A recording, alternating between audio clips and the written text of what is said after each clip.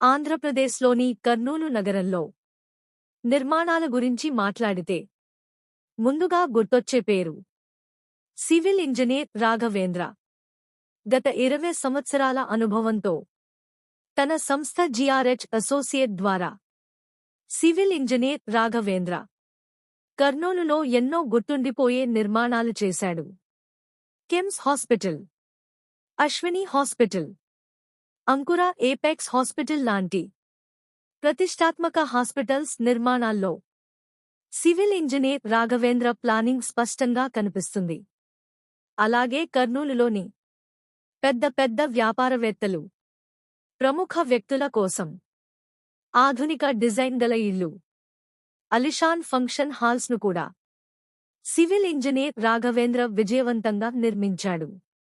ఇతరులు కష్టమని వదిలేసే పనులను కూడా సివిల్ ఇంజనీర్ రాఘవేంద్ర సులభంగా, నాణ్యతతో పూర్తి చేస్తాడు.